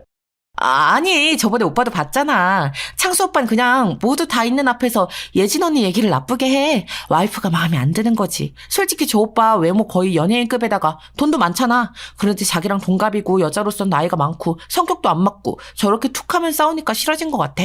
저 언니도 좀 그래. 부자인 남편 만났으면 감사한 줄 알아야지. 맨날 모임 나와서 표정도 안 좋고 아까도 나한테 계속 퉁퉁거리더라. 내가 자기 남편 것까지 챙겨줘서 저 언니는 싫은 거야. 여기서는 저도 좀 할 말이 생겨 뭐라고 했어요. 근데 그건 영주 네가 잘못한 거야. 옆에 아내가 뻔히 있는데 왜 네가 앞에서 먹을 걸 같이 챙겨주고 캔을 따줘. 내 눈에도 보기 좀 그랬어. 그러니 아내도 빽 하면서 따지지 뭐예요. 우리 싸움으로 번지게 되었더군요. 뭐야? 내가 뭐 딴 생각 있어서 그랬겠어? 다 같이 모였으니까 좋은 게 좋은 거라고 그런 거지. 앞만 봐도 저 언니는 나 견제하는 게 분명해. 내가 자기보다 나이도 훨씬 어리고 좋고 피부도 좋고 하니까 같이 있으면 짜증나나 봐. 전에 창수 오빠도 그랬거든. 예진이가 더 신경 쓴다고. 여기까지 듣고 있으니까 머리가 어지러워서 듣기 싫더라고요. 저도 그냥 의식의 흐름대로 말을 했는데 아내는 제 말에 엄청나게 흥분해서 눈이 뒤집어지는 거예요. 뭐 그렇게까지 말할 게 있어? 그 예진 씨인가 그분도 엄청 미인이잖아. 본인 못지않게 와이프도 연예인급으로 생겼던데 뭘 새삼 나이를 따지고 그래. 뭐야? 미인? 오빠 지금 미인이라고 했어? 어떻게 날 앞에 두고 딴 여자한테 그런 말을 해? 이러면서 저는 집에 돌아오는 차 안 내내 물어뜯길 뻔했어요.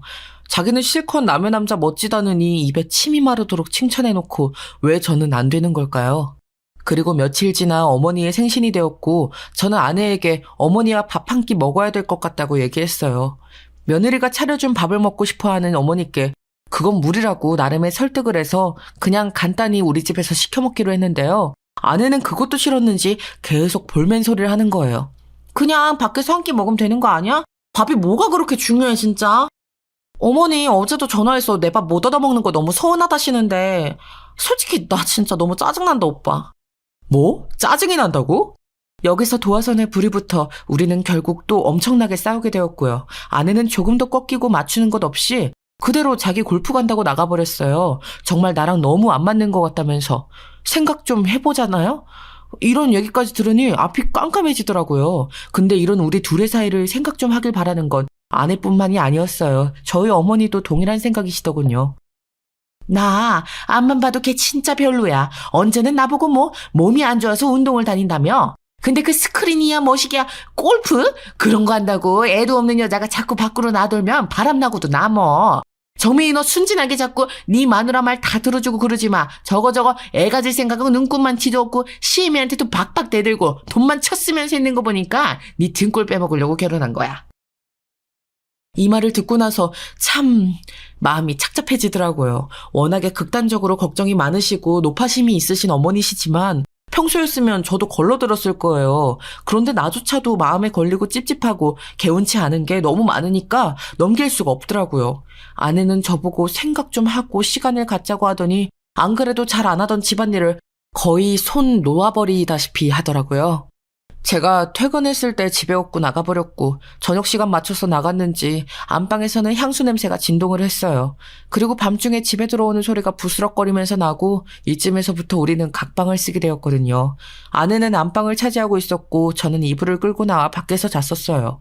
이런 상황이 계속되자 지쳐버린 저는 너무 착잡해서 회사 동료에게 상담을 했답니다. 물론 제 일이 아닌 척, 남 얘기인 척 말이에요. 이 친구는 이혼한 지 얼마 안 됐고 꽤 결혼에 대해서 비판적이긴 했어요. 그런데 말을 듣고 나니 저도 좀 불안해지는 거예요. 좀 말이 심하게 들릴 수도 있지만 내가 볼 땐 안 좋은 쪽으로 이거 아니면 저거야. 네 지인이라는 그 집 부부 말이야. 그 아내란 사람 본인 남편 카드도 생활비도 치사해서 안 받겠다고 그랬다며? 그러면서 맨날 나가서 돈은 펑펑 쓴다? 돈벌이 안 하는 여자가 말이야? 그럼 100%지 뭐. 아가씨인 척하면서 술집에서 일을 하고 그렇게 돈을 벌고 있거나 아니면 물주 잡아서 연애질하고 있던가 둘 중 하나야. 가정 있는 여자가 밤마다 나가서 새벽같이 들어오고 돈 나올 구멍이 없어 보이는데 그렇게 돈 쓰고 다니고 쇼핑질하면 뻔한 거 아니야? 내가 볼 때 슬프지만 후자 쪽이 맞을 것 같다. 아마 남자가 이미 있을 것 같은데? 확실히 이 말의 파장은 무척이나 컸던 게 저는 생전 안 하던 염탐을 하게 되었지 뭐예요. 아무리 싸워도 집에는 붙어있던 아내였는데 지친다면서 저랑 마주치는 동선은 아예 피해버리고 있으니까요. 전화해도 안 받고 카톡도 다 무시하고 그렇게 저랑 안 마주치게만 다니는 거예요. 그래서 생전 관심도 없었던 아내의 SNS를 들여다보게 되었어요. 아내 역시 제가 그걸 안 볼 거라고 생각했는지 요 근래의 화려한 활동들이 거기 안에 다 들어가 있더라고요. 무슨 카페며 지방이며 어디로 그렇게 신나게 돌아다니고 있었고요. 밤에도 무슨 교회로 나가서 경치를 보러 다니고 있더군요.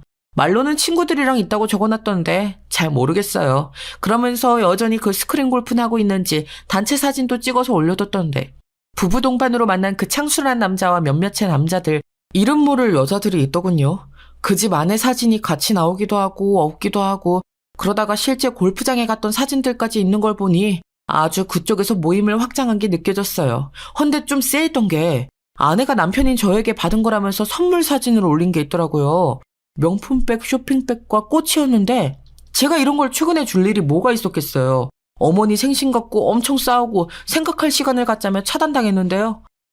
여기서부터 너무 미심쩍고 별로인데 그 와중에 계속 그 스크린 골프 사람들이랑 단체로 다닌 사진들이 있더라고요. 대놓고 창수 오빠네 어쩌고 적어놓고 그중 가장 껄떡지근했던 게시물은 바로 이거였어요.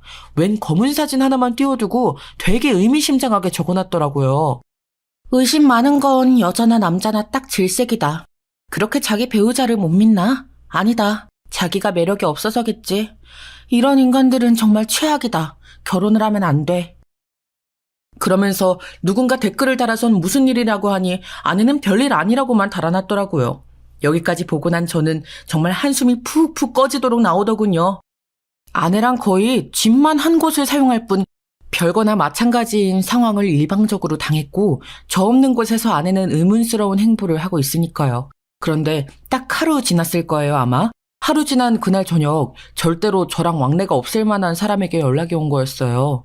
바로 아내의 스크린 골프 모임에서 만난 그 창수 부부, 그의 아내인 예진 씨였어요.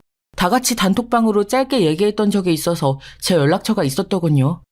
안녕하세요, 정민 씨. 저기 잠깐 드리고 싶은 얘기가 있어요. 시간 좀 내주실 수 있나요? 이렇게 말을 하고 1시간 만에 우리 집 앞으로 달려온 예진 씨는 기다리는 동안 초조했던 저에게 최악의 소식을 알려주었어요. 저기요, 저희 남편 창수 씨요. 이 사람 영주랑 바람 피우는 것 같아요. 모르셨죠? 저는 요 얼마간의 일로 혹시나 하는 의심을 하곤 있었지만 그쪽으로 완전히 생각이 흘러가진 않았었어요. 그러니 저에겐 너무나 듣기 싫고 갑작스러운 내용이었죠. 아니, 그게 무슨 생각으로 그런 말씀을 하시는 건가요? 증거라도 있으신 거예요? 이때 한숨을 푹 쉬면서 생기 없어 보이는 표정이던 예진 씨의 말은 정말 기가 막혔어요. 정민 씨는 어떠신지 모르겠지만 저는 간간히 남편 핸드폰을 봤는데요.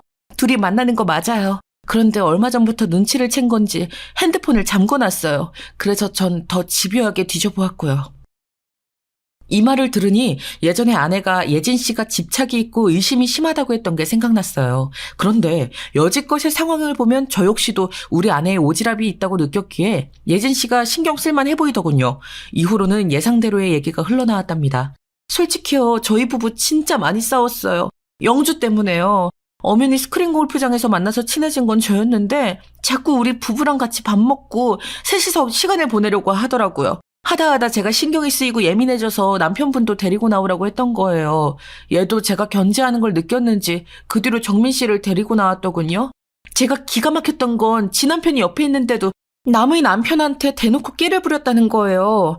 저도 알만한 그림이 머릿속에 그려지면서 무척 복잡한 기분이 되었어요. 근데 그 집은 우리보다 훨씬 더 큰일이 났더군요. 이혼하재요, 이 사람. 너무 웃기지 않아요? 대뜸 저보고 이혼하자고 하더라고요. 영주가 끼부리는 거 다 받아주고 앞에서 둘이서 너무 쿵짝이 맞길래 제가 뭐라고 했더니 저를 쳐내려고 하는 거 있죠. 남자가 이혼하자는 말을 저렇게 강단 있게 하려면 옆에 새 여자가 있어야 가능한 거예요. 그리고 이미 증거도 저에게 다 있고요. 증거가 있다고요?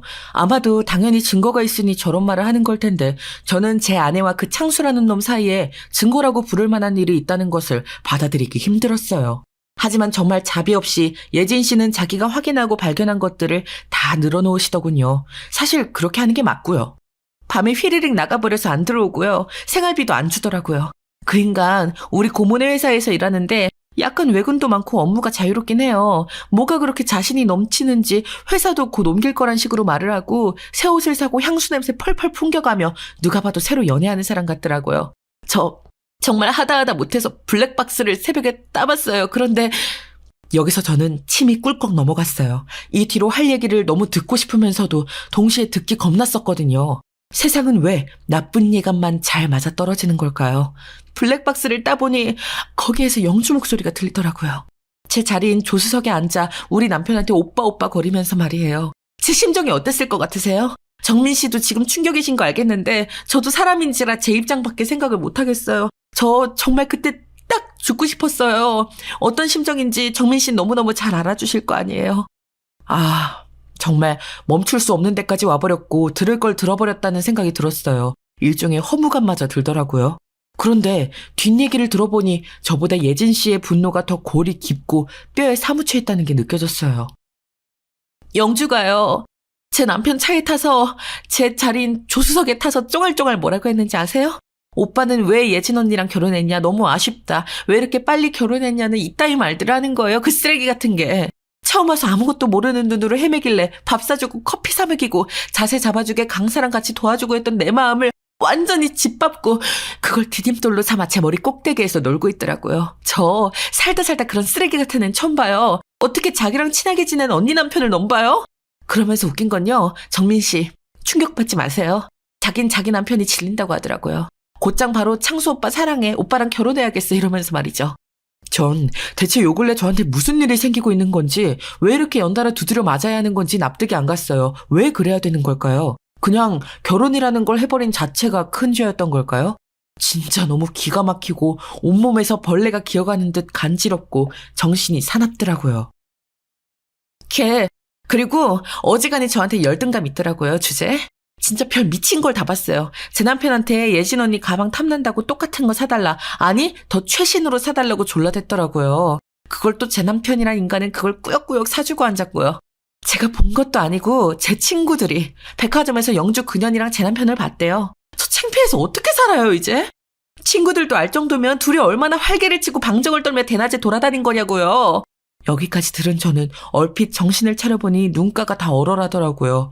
눈물이 스르르 고인 것 같았어요. 사람이 감당할 수 없을 정도로 열이 나고 화가 오르면 이렇게 용암같이 얼굴에 있는 구멍으로 빠져나가나 싶더군요. 숨을 계속 몰아쉬는 저에게 예진 씨는 최종적으로 쐐기를 받더라고요. 이것 때문에 찾아온 것이었고요. 어떻게 하시겠어요, 정민 씨? 얘네들 그냥 선물만 주고받고 하는 그런 애기들 연애하는 거 아닌 건 아시죠? 아직 그쪽까진 상상을 안 하시려는 것 같은데 이제 그만 받아들이셔야 돼요. 얘네들 갈 때까지 갔어요. 한두 번 간 것도 아니고요. 요 몇 달 사이 만나기만 하면 모텔, 호텔을 들락거렸더라고요. 그리고 이 주소, 이거 정민 씨 댁 주소 아닌가요? 그런 것 같던데. 예진 씨가 저에게 보여준 핸드폰 속 화면 사진은 포털 사이트의 이동 경로를 담아낸 이미지였어요. 그런데 거기에 우리 집 주소가 찍혀 있더라고요. 이거 이동한 내역 보니까 일반 가정집인데 저 둘이 그렇게 죽고 못 살고 호텔이면 모텔을 다니면서 왜 이런 데 갔나 했어요.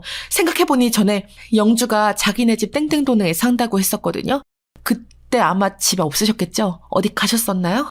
그 말을 듣고 어지러운 머릿속을 되감아 보니 제가 지방 출장 간다고 3일 정도 비웠을 때였어요. 외롭게 캐리어를 싼 다음 그래도 아내에게 출장 다녀온다고 카톡을 남겼지만 읽고 대답도 안 해줬었거든요. 제가 집을 비운 사이에 아내는 그 창술한 자식을 집에 끌어들였나 봅니다. 저는 엉망진창인 집을 저 역시도 의욕이 안 나 잘 돌아보지 않았고 원체 거실 소파에서 잔 게 좀 됐으니까 안방 쪽 사정은 뭔 일이 있는지도 몰랐죠. 완전히 아내의 영역이었으니까요. 그런데 엄연히 제가 돈 주고 사서 장가왔던 이 집에 내 많은 배려로 내준 그 안방에 아내가 창수라는 놈을 끌어들여서 재미를 봤을 생각을 하니 진짜 돌아버리겠더라고요. 머리도 돌고 눈도 도는 게 느껴졌어요. 이런 저에게 예진 씨는 이제 결론을 내야겠다는 듯이 입을 열더군요. 불행 중 다행이라고 해야 할까? 저에게 증거라는 건 충분히 있어요. 보아하니 정민 씨는 딱히 그런 게 없으신 것 같은데 우리 둘 다 피해자이긴 하니 필요하시다면 자료 드릴 수 있어요. 언제건 말씀하시고요. 그리고 제가 할 이야기는 저는 제가 이것들의 쓰레기 짓을 안다는 것을 더 오래 참아줄 생각이 없거든요. 정민 씨는 어떻게 하실래요? 전 답이 안 나와서 그냥 멍하니 있는 중에 여기서 예진 씨가 제대로 펀치를 날렸어요. 솔직히 좀 외람된 말씀이지만 저도 이제 안 살고 찢어질 예정이라 할 얘기 그냥 할게요. 이게 다 영주 덕이겠지만 영주가 저를 사람 취급도 안 하고 제 꼭대기에서 놀려고 하듯 창수 그 자식도 마찬가지예요. 정민 씨를 아주 우습게 보더군요. 영주가 절절한 사랑 고백을 하고 있으니 아주 사기가 충천했나 봐요. 불박 내용을 들어보면 그 안에서 영주한테 장단 맞춰주면서 정민 씨한테 능력 없는 새끼네 뭐네 집 한 채 갖고 우리 애기를 이렇게 부려먹네 꼭 돈도 없는 새끼들이 혀가 기네 이런 식으로 말을 하더라고요. 말 안 하고 넘어갈 수 있는 얘기긴 하지만 그래도 알고 판단을 하시는 게 좋을 것 같아요. 얘네들을 뒤엎을지 덮고 사실지 그건 전부 정민 씨 선택이에요. 저는 뒤엎을 예정이고요. 거기까지 듣고 나서 저라고 뭐 별 수 있었을까요? 더 돌만한 포인트가 있나 했는데 아주 더 돌다 못해 손목을 꺾어버리는 기막힌 내용이었잖아요. 지주제에 저를 마구 상스럽게 언급하면서 내 아내와 뒹굴었다니 이쯤 되면 다 없는 건 물론이고 곱게 없지는 못하겠더라고요. 결국 대기하고 있다가 저와 예진 씨는 한 번에 같이 움직여 현장을 덮쳤어요. 이렇게까지 하기에 고민이 참 많이 되었는데 얼마나 쓰린 속을 부여잡으며 며칠간 알았는지 모르겠네요. 아내한테는 일단 꾹 참고 속에서 올라오는 욕과 분노를 참으며 시뻘개진 눈으로 톡을 보내놨었어요. 나 3일간 대전 내려가. 둘러보느라 늦게 올라갈 것 같아. 그렇게 알고 있어. 이렇게 짧게 보내놓은 뒤 근처 조그만 모텔에 있으면서 중간에 예진 씨와 연락을 주고받았어요. 예진 씨 말로는 지 남편도 나가버린 뒤 연락이 안 되고 온라인으로 추적해보니 저희 집 주소에 또 멈춰있다더군요. 저는 예정보다 하루 일찍 출장해서 돌아온 척 예진 씨와 주차장에서 만나 둘이 엘리베이터를 타고 올라갔어요. 비밀번호를 누를 때까지만 해도 숨이 넘어갈 지경이었는데 문을 열고 나니 이 인간들은 거실에 있지는 않고 안방에 들어가 있는 것 같더군요. 현관에 남자놈 신발이 아무렇게나 벗겨져 내팽개쳐져 있었어요. 아마 예진 씨는 그걸 보자마자 자기 남편 신발인지 알아채서 그런지 숨을 크게 들이쉬며 눈을 질끈 감더라고요. 그간 현장을 직접 본 적은 없었을 텐데 이제부터 정말 먹 같은 꼴을 눈에 담아야 하니 겁이 났었던 것 같아요. 외려 제가 좀 더 담대해진 것 같더군요. 얘기를 건너들을 때는 머릿속으로 온갖 상상이 되어 죽을 맛이었는데 현실과 맞닿으니 멋모를 힘이 솟아올랐어요. 이것들 진짜 적당히 봐주진 않겠다는 생각이 들었답니다. 어깨를 바들바들 떨어대는 예진 씨에게 진정하려고 하면서 거실 쪽을 보니 이미 테이블 위에는 맥주가 굴러다니고 있고 술 냄새가 진동하더라고요. 먹다 남은 시뻘건 닭발이 아무렇게나 놓여져 있었고 저는 그 역한 냄새를 따라 안방으로 들어갔어요. 그리고 나서 여기에 다 쏟아내긴 좀 그렇지만 그냥 정말 불구덩이 같은 못 볼 꼴이 눈앞에서 펼쳐지고 있더라고요. 안방 문이 열려 있었음에도 이것들은 둘 다 취해서 그런지 인기척도 못 느끼고 있지 뭐예요. 저는 심호흡을 크게 한 다음 입으로 소리를 내뱉었어요. 처음엔 작게, 나중엔 아주 크게요. 창수야, 김창수! 그러자 제 말에 저를 돌아본 그 자식, 창수놈과 동시에 어설픈 눈으로 절 응시하던 아내까지 둘 다 기겁해서 눈이 찢어질 듯 커지더군요. 나와 동시에 내 뒤에 서 있는 예진 씨까지 그 얼빵한 인간들 시야에 들어왔던 거예요. 입을 벌리고 있지만 소리를 차마 못 뱉는 걸 보니 정말 조금도 상상을 못했던 장면인가 봐요. 저는 그대로 쭉 이어서 말을 했어요. 정민이 새끼 왔다 창수야. 너 어지간히 날 하찮게 불러대더라. 난 너처럼 천박하진 않아서 새끼 안 하고 이름 곱게 불러줄게. 서로 와이프도 각자 재미 본 마당에 사이좋게 지내야지 안 그래? 그러자 창수놈이 인상을 쓰면서 옷을 허겁지겁 걸치더니 저와 제 뒤에 서 있는 지 와이프 예진 씨를 노려보더군요. 그러면서 뭐라 꿍얼꿍얼거리면서 제 쪽으로 오더니 혀는 꼬부라져서 뭐 하는 거냐고 하는데 그때 저는 순간적으로 다시 제가 떠올려봐도 실감이 안 될 일을 질러버렸어요. 바로 예진 씨 어깨를 제 안쪽으로 확 잡고 끌어안은 다음 멍청한 얼굴로 서 있는 아내와 창수놈을 쳐다보며 말했죠. 창수야, 쟤는 너 가져라. 나는 이제 너의 예진이만 보고 살 거야. 쟤 말이야 돈도 없고 뭣도 없고 근본도 없어. 남자 없이 못 살아서 죽는 애야. 너나 잘 가져. 근데 듣자 하니 너도 돈 나올 구멍 하나 없는 기둥서방이었다며? 예진 씨네 처가에서 기생하면서 살았다면서 어지간히 돈 많은 오빠 노릇하느라 똥줄 탔겠다. 잘 됐어. 그지들끼리 짐승같이 잘들 살아봐라. 나는 예진 씨한테 아주 홀딱 반했어. 야, 어쩌다가 이런 여자를 놓쳤냐? 나도 사실 첫눈에 반했는데 참고 있었어. 근데 네가 알아서 떨어져 나가고 저 거지 같은 여자를 물었네. 고맙다 창수야. 제 말에 예진 씨 역시 미간이 확 줄어들면서 눈이 엄청 커지길래 제가 순간적으로 인상을 쓰면서 가만히 있으라고 했어요. 얼마 전 이혼을 했던 제 동료의 조언에서 조금 힌트를 얻었던 게 있었거든요. 세상에 웃긴 게 뭔지 아냐? 첩이 첩골 못 본다는 말 있잖아. 그거 남자 여자 다 똑같이 적용되더라. 지들이 할 땐 로맨스고 남이 하면 불륜이지 뭐. 지들이 딴 남녀 만난 건 다 배우자 잘못이고 지 배우자들이 바람 피우고 다니는 건 눈에 흙이 들어가도 못 참는 거야. 쓰레기 같은 것들. 이 말을 듣고 내가 겪은 배신감을 아내와 그 창수놈에게 똑같이 심어주면서 생채기를 내고 싶었어요. 지들도 감정에 있는 동물이면 역으로 겪어봐야 이 토할 것 같은 심정을 알겠죠. 하지만 생각보다 효과는 엄청나게 화려하더군요. 아내는 역시나 예진 씨에 대한 열등감이 꽤 있었던 것 같고 그래서 더더욱 그 창수인지 영수인지한테 집착하고 지 남자로 만들어서 이기고 싶었나 봐요. 그 사이에 껴있던 저는 완전 인간도 아닌 오징어 취급을 했던 거고요.